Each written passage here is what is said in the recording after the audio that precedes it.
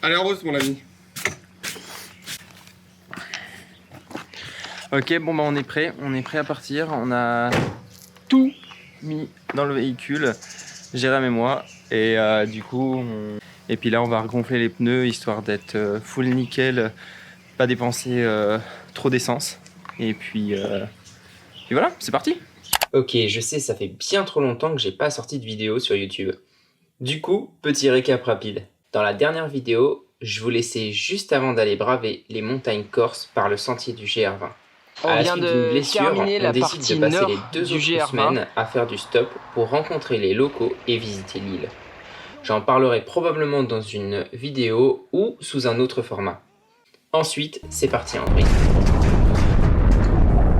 Il faut bosser, ramener de l'argent et en même temps finir le DEF qui a pris énormément de retard. Et l'électricité est toujours pas finie. Bref, si vous m'avez suivi sur les réseaux, vous savez déjà qu'on est parti 1 mois direction la Slovénie. C'est que finalement j'ai réussi à finir l'aménagement et terminer l'électricité grâce au garage Gundog près de Morteau. À ce moment, j'aurais dû pouvoir commencer à sortir une vidéo par semaine comme il était prévu, sauf que le convertisseur n'étant pas assez puissant pour recharger mon ordi, je suis de retour en Suisse pour finaliser l'aménagement, récupérer Shannon et pour enfin démarrer notre voyage à 2. Du coup, ce mois-ci, vous aurez le récapitulatif d'1 mois passé avec Jérém dans mon 4x4 aménagé, direction la Slovénie.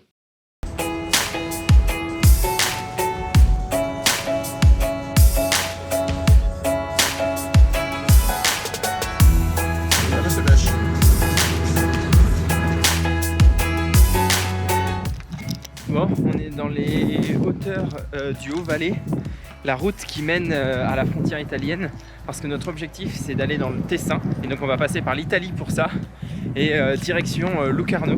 Il nous reste 2 heures. Là en plus on va remplir nos gourdes filtrantes puisqu'on est, il y a une rivière, il y a un petit lac, etc.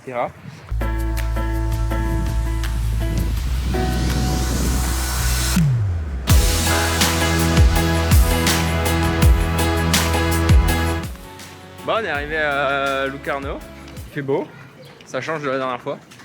Ah oui, si vous vous souvenez pas de la dernière fois, ah oui, petite fiche juste ici. Hein. Je laisse cette vidéo parce qu'elle est plutôt cool, mais bon, c'était un peu dans les nuages et puis c'était sympa. Du coup, c'est comme si on redécouvrait l'endroit, un endroit qu'on connaît, mais en beau, quoi. On va voir l'eau et puis on va aller se promener.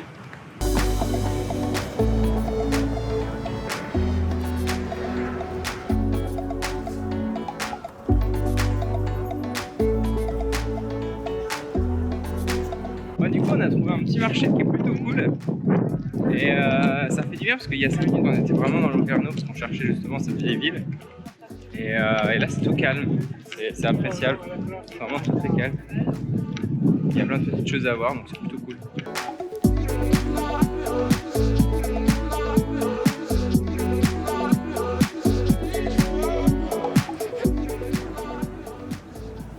Et du coup, comme il faisait chaud et comme promis, on s'est baigné. Bah Jérém, on serait pas un peu propre là? Toujours, mec.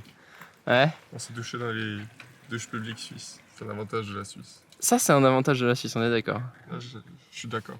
Bon, en gros du coup là on est propre. On remonte dans le def et puis on est parti pour un petit spot qu'on a trouvé. Il devrait être plutôt pas mal. Un parc Fortnite pour cette nuit, ce sera pas mal. Et il y a une place par contre, donc espérons que ce soit libre. Sur ce, on croise les doigts et on y go.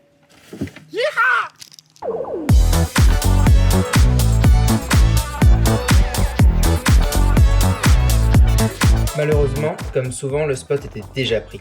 Nous avons donc décidé avec Jérémy de continuer notre ascension jusqu'au sommet du col, offrant une vue sur le lac Majeur.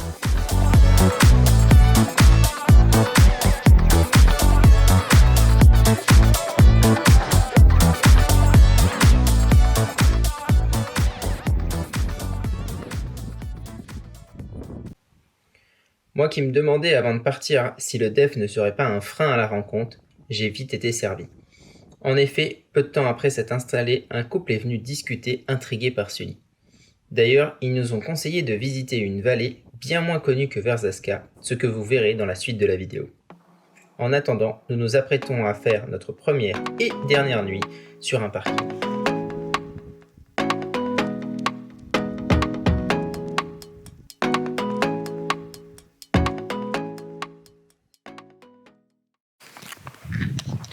Salut les gars, on s'est levé aux aurores à 6h, je me suis levé, j'ai fini de préparer mon sac, m'habiller et puis on va essayer de partir tout là-haut.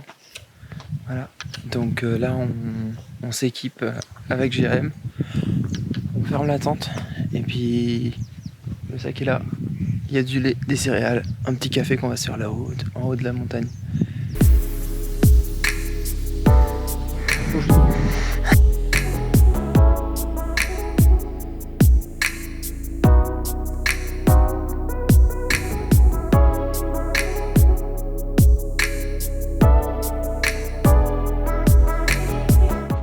Ça y est, on est arrivé en haut.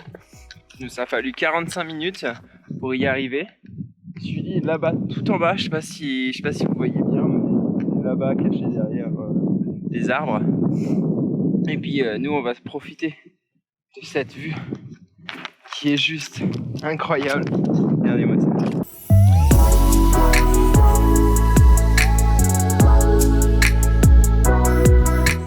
Bon voilà, comme promis, on se fait notre petite popote en haut de la montagne. Bah ouais. On s'est juste un peu caché du vent, mais voilà. Et puis le chemin pour redescendre, c'est un autre chemin en plus, donc c'est plutôt cool. Voilà, voilà.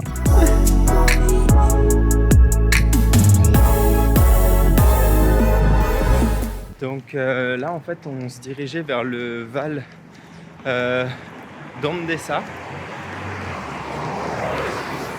Ça nous a été conseillé par des gens qu'on a rencontrés hier. Et puis sur la route, du coup, Jérém a trouvé ce petit monastère.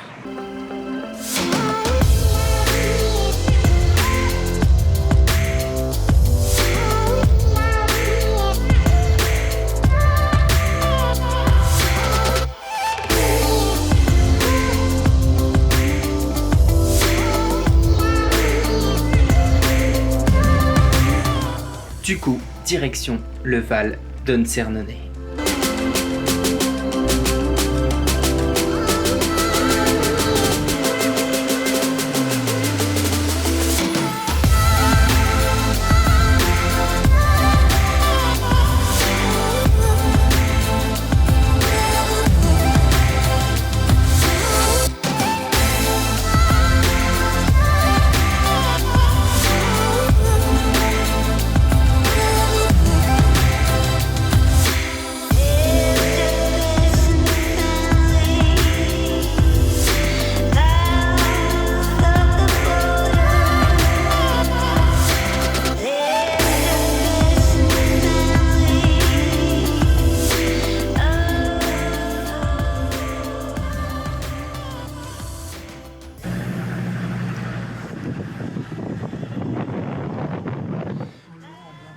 Mec, comme elle est sale. Oh là là.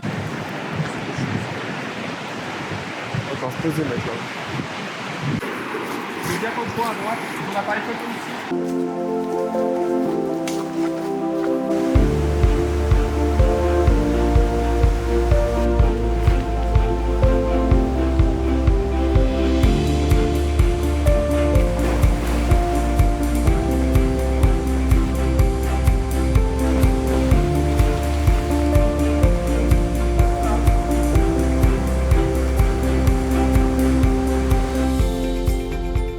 Après avoir profité d'une eau cristalline, il est temps de trouver un spot de bivouac.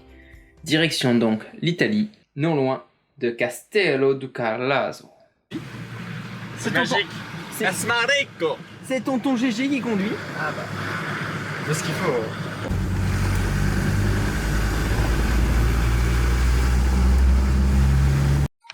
Bon les amis, clairement ça s'est passé vachement vite, donc j'ai pas eu le temps de filmer. En gros, voilà où on est. Jérém a préparé la bouffe pour ce soir, donc c'est plutôt cool. On est posé dans un champ, en plein milieu de l'Italie, au tout début, juste après Lugano.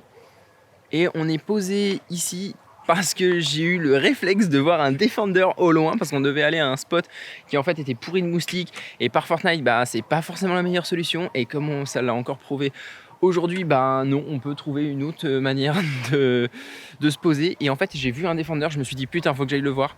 Et ça s'est avéré qu'il était dans une propriété où les parapentistes atterrissent. En fait, c'est une zone pour les parapentes. Et eux, ils ont une association, donc ils nous ont dit bah oui, carrément, venez, posez-vous, il n'y a pas de souci. En plus, on a un dev, donc c'était plutôt cool. Et donc, de nos deux forces, on est là ce soir. Et il a la fonce dalle, donc du coup, il est en train de tout décalquer.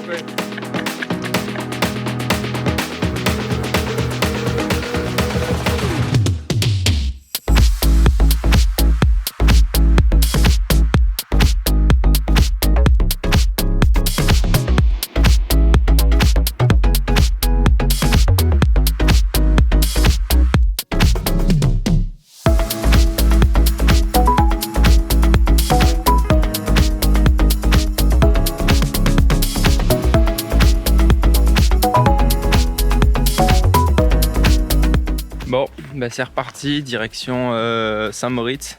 Donc là on est en Italie et puis on repasse la frontière pour partir en Suisse, puisque du coup on va visiter une partie des Grisons.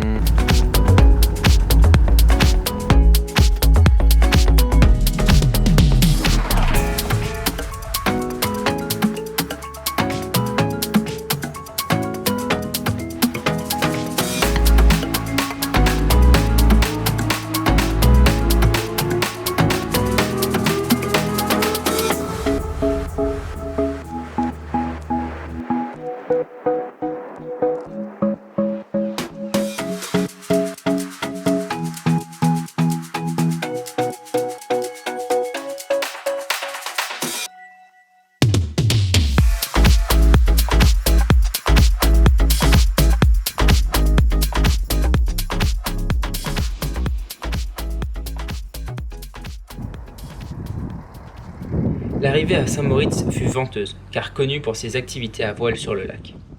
Le mauvais temps arrivant, il nous fallait trouver un spot rapidement. Direction Albula Pass, perché à 240 mètres d'altitude et à 30 minutes de route. Nous on est devant un spot de marmottes. Ils sont juste là-haut. On les a entendus crier, j'ai essayé de les photographier, mais vu le zoom que j'ai, on dirait plutôt une pierre. Du coup voilà, puis on va voir. On est posé. Jérôme il est au chaud, il est content. Oui. Et puis voilà quoi. On a mis la tente. Voilà. On est full équipé. Prêt à passer la nuit. Ils annoncent -3.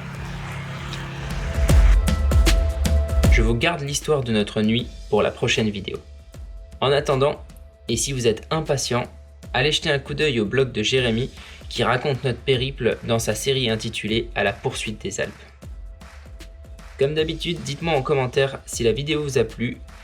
Un petit like, un petit abonnement, ça fait toujours plaisir.